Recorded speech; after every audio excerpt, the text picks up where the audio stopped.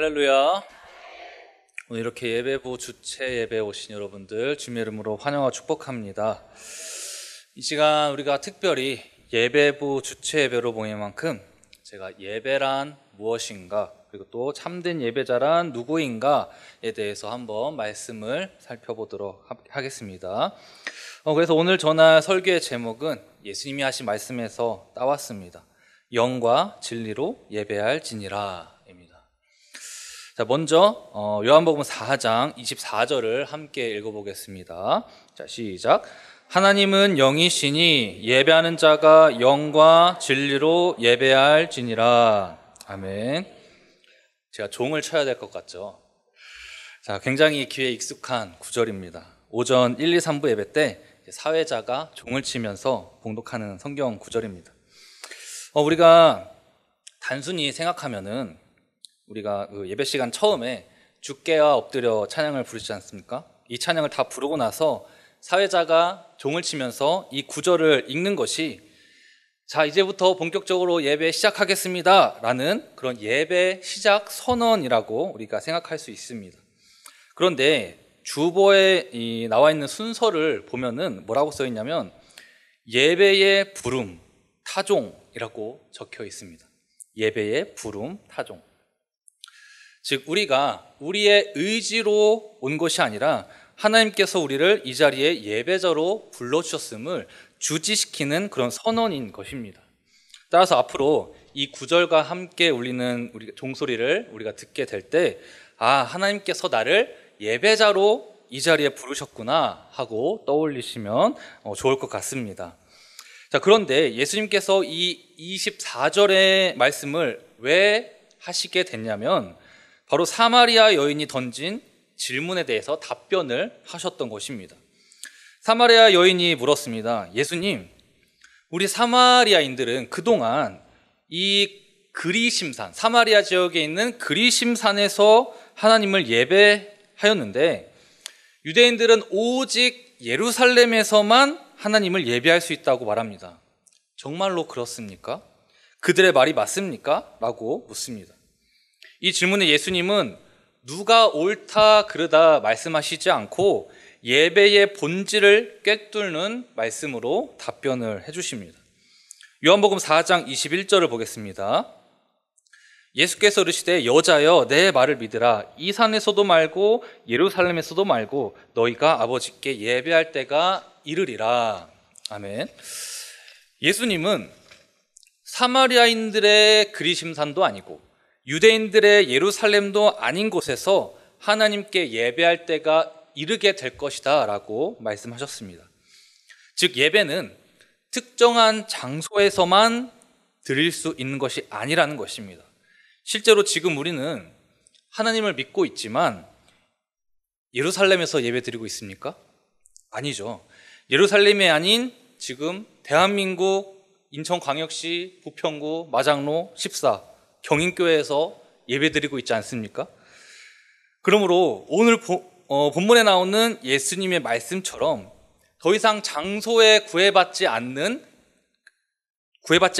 예배드리는 시대에 이른 것입니다. 따라서 교회된 우리 그리스도인들이 모이는 곳 어디든 하나님께 예배드리는 장소가 될 수 있게 된 것입니다. 그 중에서도 하나님은 우리를 이곳 경인교회에 모이도록 불러주신 줄 믿습니다. 그러므로 불러주신 이 자리를 지켜서 주님께 온 마음과 정성 다해 예배드릴 수 있는 저와 여러분 되실 수 있기를 바랍니다. 다음 22절을 보겠습니다. 함께 읽어보겠습니다. 시작. 너희는 알지 못하는 것을 예배하고 우리는 아는 것을 예배하노니. 아멘. 그동안 사마리아인들은 자기들 스스로 하나님을 예배해 왔다고 믿고 있었을 것입니다. 그럴 텐데 예수님은 너희는 지금까지 하나님을 예배한 게 아니라 알지 못하는 것을 예배했다라고 말씀하셨습니다. 자, 그렇다면 예수님이 보시기에 사마리아인들은 그동안 누구에게 예배를 했던 걸까요? 바로 하나님이 아닌 하나님을 예배했던 것입니다. 하나님이 아닌 하나님. 이전에 이스라엘 백성들이 광야에 있을 때 아론이 금송아지를 만들고 이것이 너희를 애굽에서 구원해낸 여호와다라고 하면서 그들이 그 금송아지를 향해 예배드렸던 적이 있습니다. 이때 그들은 하나님을 예배했던 걸까요? 아니죠. 이들은 하나님을 예배했다고 생각했지만 사실 하나님이 아닌 그냥 금송아지를 예배했던 것입니다. 금송아지라는 우상에게 예배했던 것입니다. 만약에 이들이 하나님에 대해서 제대로 알았더라면 금송아지를 모셔놓고 이것이 여호와 하나님이다 라고 했을까요? 하나님에 대해 제대로 알았더라면 애초에 금송아지를 만들지도 않았을 거란 이야기입니다. 이처럼 사마리아인들은 하나님에 대해 제대로 알지 못한 채로 예배드렸습니다. 이전에 이스라엘 백성들이 금송아지를 보고 하나님을 예배했다고 했던 것처럼 사마리아인들은 하나님에 대해서 제대로 알지 못한 채로 예배드렸던 것입니다.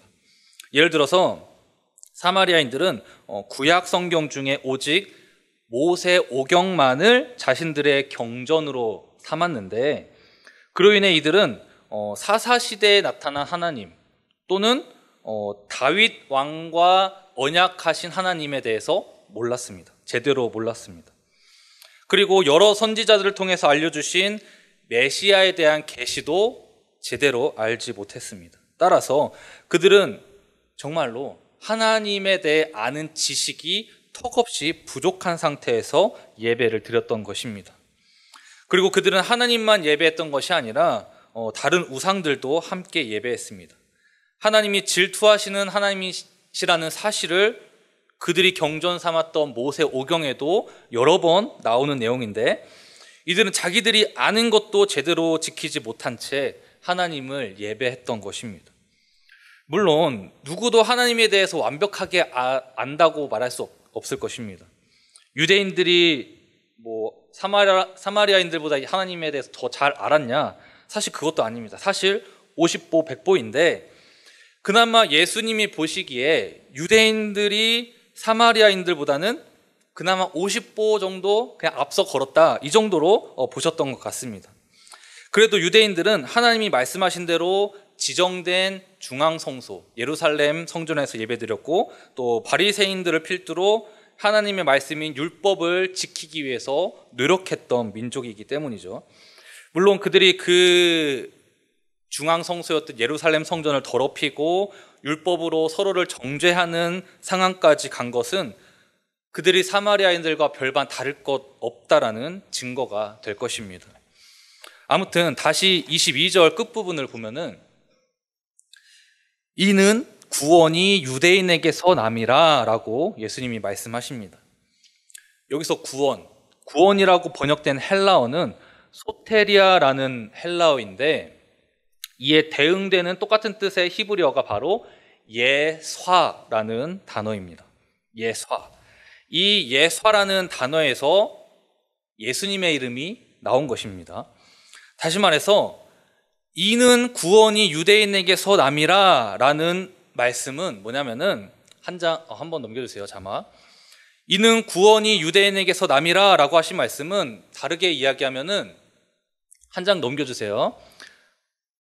이는 예수가 유대인에게서 남이라 라고 바꿔 말할 수 있고 이것은 예수님께서 이 말씀을 통해 당신 스스로가 구원자이심을 선언하셨던 것으로 우리가 볼 수 있는 것입니다. 이것은 예수님께서 이 말씀을 통해 구원자이심을 선언하신 것입니다. 따라서 진정한 예배는 이제 사마리아 땅도 아니고 유대 땅도 아니고 오직 예수님을 통한 예배가 진정한 예배가 됨을 우리에게 알려주신 줄 믿습니다. 이어서 23절을 보겠습니다. 아버지께 참되게 예배하는 자들은 영과 진리로 예배할 때가 오나니 곧 이때라 아버지께서는 자기에게 이렇게 예배하는 자들을 찾으시느니라 라고 예수님이 말씀하셨습니다. 여러분, 예수님이 말씀하시는 하나님께 참되게 예배하는 자들 어떤 사람들일까요? 바로 영과 진리로 예배하는 사람들입니다. 그런데 영과 진리로 예배한다. 이 말이 도대체 무슨 말일까요? 영과 진리로 예배한다. 찬송 시간에 찬송 열심히 부르고 기도 시간에 딴 생각 안 하고 설교 시간에 안 졸고 설교 말씀 받아 적으면서 예배 시간에 집중하는 게 영과 진리로 예배하는 걸까요? 단순히 그냥 예배 시간에 집중하는 게 영과 진리로 예배하는 걸까요? 영과 진리로 예배한다는 말을 듣고 그동안 우리가 예배 시간에 집중하면 되겠지라고 생각했다면 이 시간에는 조금 더 깊은 영적인 의미를 살펴보도록 하겠습니다. 첫 번째로 영으로 예배한다는 것은 성령의 감동을 느끼며 예배하는 것으로 우리가 해석할 수 있습니다. 즉 이것은 내면적인 것입니다. 여러분, 유대인들은 어떤 예배를 드렸습니까? 유대인들은 율법에 나와 있는 그대로 맞춰서, 형식에 정확히 맞춰서 예배를 드렸습니다. 물론 형식에 따라 예배하는 것이 무조건 나쁘다는 것은 아닙니다. 하지만 우리의 마음이 형식에 치우쳐져 있고 형식을 지키는 것에서 만족을 느끼면서 성령의 임재와 성령의 감동을 우리가 느끼지 못한다면 그것은 분명히 잘못된 예배일 것입니다. 그럼 신약시대 이후부터, 예수님이 이 말씀을 하신 이후부터 영으로 예배하는 게 중요해지기 시작한 거냐? 그것도 아닙니다. 사실 구약시대 때도 형식에 맞춰 예배하는 것보다 영으로 예배하는 것이 훨씬 중요했습니다. 사무엘상 15장 22절을 보면 순종이 제사보다 낫고 듣는 것이 수량의 기름보다 나으니 라고 나옵니다. 하나님께 순종한다는 것은 하나님의 영에 내가 감동되어서 하나님이 이끄신 대로 살아간다는 것입니다. 예배 시간에 말씀 듣는 것도 마찬가지입니다. 우리가 성령의 감동이 되면 우리의 들을 귀가 열려서 주님이 우리에게 전하고자 하시는 그 말씀이 저절로 우리 마음판에 새겨지게 되는 것입니다. 즉 하나님께서는 구약시대에나 신약시대에나 지금이나 한결같이 형식보다는 영으로 예배드리는 것을 원하셨습니다. 우리가 예배드릴 때 질서를 위해서 막 중구난방이면 안 되잖아요. 질서를 위해서 형식을 가지고 예배를 드리긴 하지만 그것보다 중요한 것은 예배 가운데 임하시는 성령님께 내 마음이 감동되어져야 한다는 것입니다. 그러므로 우리는 내 마음을 주님께 활짝 열 준비가 되어 있어야 합니다. 주님께 내 마음을 열 준비를 한다. 이게 무슨 뜻일까요? 쉽게 말해서 저는 예배 드리기 전에 워밍업이 좀 필요하다라고 표현하고 싶습니다. 워밍업, 즉 우리의 마음을 예열시킨다는 것이죠. 예를 들어서 우리가 마트에 가면은 냉동시켜 놓은 즉석 식품이 많이 있는데 그 제품의 뒷면을 보면은 이렇게 나와 있습니다. 에어프라이기를 180도로 예열시켜 놓고 10분을 돌려 드십시오 라고 이렇게 조리법이 나와 있습니다. 그런데 사람들이 많이 하는 실수가 뭐냐면 분명히 설명서에서는 예열시켜 놓고 10분을 돌리라 그랬는데 그냥 처음부터 제품을 넣어 놓고 10분을 돌리고 꺼내 먹는다는 겁니다. 그러고서는 왜 설명서대로 했는데 이게 아직까지 차갑냐 이러면서 막 뭐라 하는 거죠. 이런 사람들이 여러분 뭘 잘못하고 있는 겁니까? 예열을 마친 180도가 됐을 때부터 10분을 재는 게 아니라 아직 예열되지도 않은 0도에서부터 10분을 잰다는 것입니다. 여러분, 많은 기독교인들이 하는 실수가 이것과 같습니다. 영으로 예배를 드리기 위해서는 마음을 예열시키는 그 준비가 먼저 필요한데 사람들은 성령의 감동을 받기 위한 예열 없이 그냥 왔다가 결국 180도에 이르지 못하고 돌아가게 되는 것입니다. 성령의 임재를 경험하고 성령의 감동을 제대로 느끼기 위해서는 예열된 180도에서 1시간 동안 예배드리는 것이 중요한데 마음의 준비 없이 예배당에 와서 그냥 0도에서부터 시작해서 180도까지 그냥 열을 가열시키는 데만 집중을 해서 그 예배 시간 1시간을 다 써버리게 되는 겁니다. 그렇게 되면 예배가 끝났을 때 어떻게 되냐면 내 마음이 뜨거워지는 게 아니라 그냥 미지근한 상태로 나오게 되는 것입니다.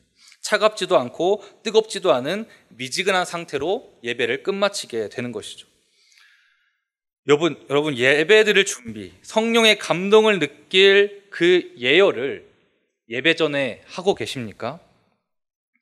교회 오기 전에 세수하고 머리 감고 이런 외출 준비가 아니라 진정으로 하나님 만날 마음의 준비를 하고 계십니까? 예를 들어서 만약에 한 회사의 사장이 자신의 회사의 운명이 걸린 중대한 사업 미팅에 나간다고 생각해 봅시다. 그리고 이 사업 미팅이 자칫 틀어지기라도 하면 우리의 회사가 망할 수도 있다는 그런 절체절명의 상황이라고 해봅시다. 그러면 이 사장은 사업 미팅에 나가면서 정말 마음의 준비를 단단히 하고 나갈 것입니다. 내가 무릎을 꿇는 한이 있더라도 이 사업을 성사시키리라 라는 그런 마음으로 나갈 것입니다. 마치 에스더가 죽으면 죽으리라 하고 나갔던 것처럼 말이죠.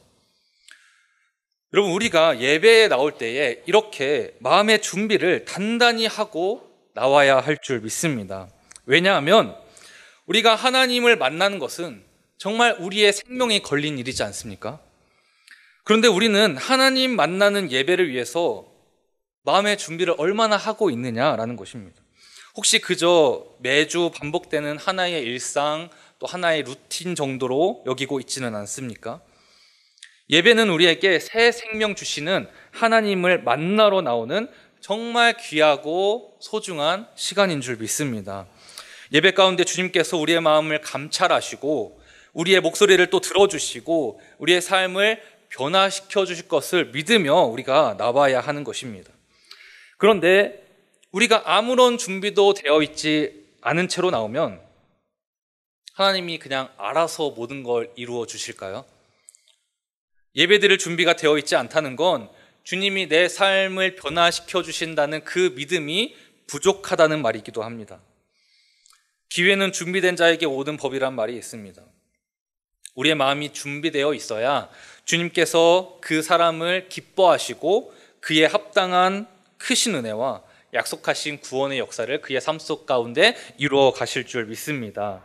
그러므로 저와 여러분 모두가 영으로 예배드리기 위해 단단히 마음의 준비를 하고 이 자리에 나와 참된 예배자로 세워질 수 있게 되기를 간절히 소망합니다. 다음 두 번째로 우리는 진리로 예배해야 합니다. 진리로. 진리로 예배한다는 건 무슨 의미일까요? 그 전에 여기서 진리란 무엇일까요? 진리로 번역된 알레데이아라는 헬라어는 신약 성서에서 자주 쓰이는 단어로 하나님께서 계시로 나타내신 일을 의미합니다. 진리가 뭐라고요? 하나님께서 계시로 나타내신 일이 진리입니다. 따라서 진리로 예배한다는 것은 하나님이 계시해 주신 대로 예배하는 것, 그것이 참된 예배라는 것입니다.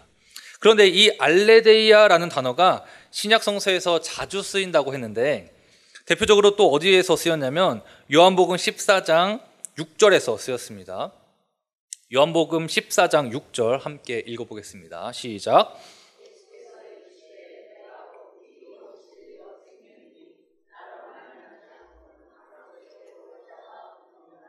아멘. 예수님은 사마리아 여인에게 진리로 예배해라, 진리로 예배하는 자를 하나님께서 찾으실 거다라고 알려주셨고, 그 다음에 이 요한복음 14장 6절에서 뭐라고 하셨습니까? 내가 진리다. 나로 말미암지 않고는 아버지께로 올 자가 없다라고 선포하셨습니다. 이 두 말씀이 예수님 한 분으로 귀결되는 것입니다. 결국 진리로 예배하라는 것은 무엇입니까? 진리로 예배하라는 것은 무엇입니까? 진리 그 자체이신 예수님, 하나님이 계시해 주신 것 자체, 그 자체이신 예수님 안에서 예배하라는 것입니다. 따라서 여러분, 예수님을 떠나서는 우리가 참된 예배를 드릴 수 없습니다. 신약 시대에 접어들어서부터 예배는 구약 시대의 제사 개념을 넘어섰습니다. 히브리서 10장 19절에서 21절을 보면은 그러므로 형제들아 우리가 예수의 피를 힘입어 성소에 들어갈 담력을 얻었나니 그 길은 우리를 위하여 휘장 가운데로 열어놓으신 새로운 살 길이요 휘장은 곧 그의 육체니라. 또 하나님의 집 다스리는 큰 제사장이 계심에 라고 나옵니다. 즉 이제는 제사장과 제물을 통해서 예배를 드리는 게 아니라 대제사장 되시고 동시에 대속 제물이 되시는 예수님을 통해서 우리가 예배를 드려야 할 줄 믿습니다.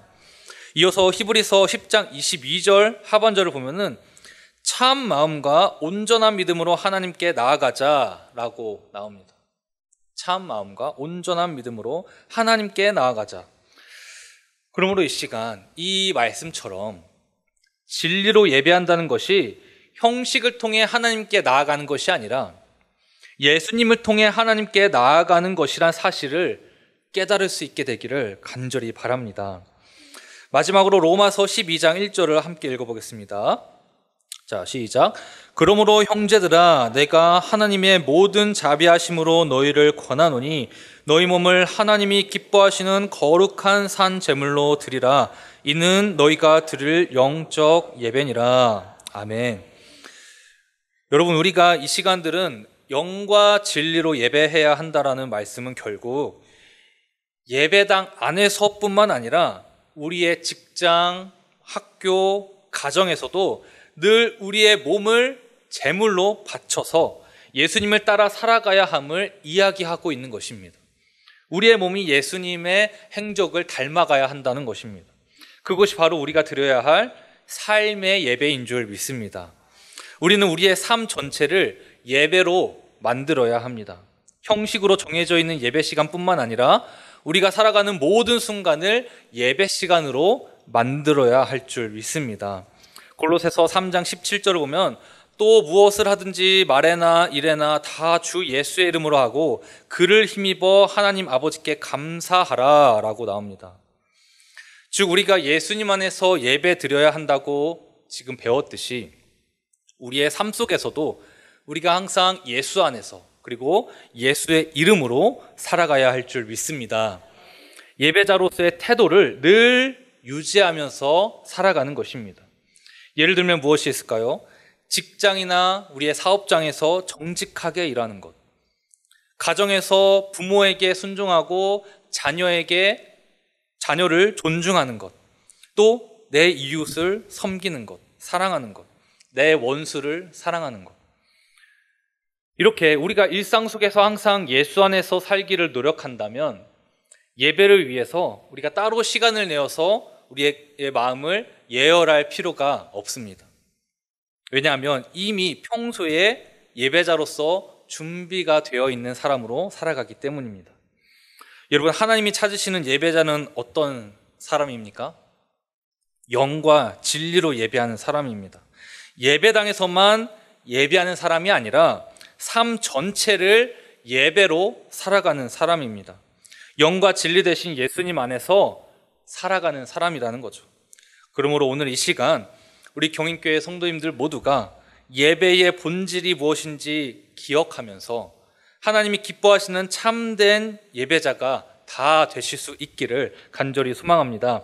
이번 한 주 동안 삶의 예배자로서 살아가실 수 있기를 주의 이름으로 축복합니다. 기도하겠습니다.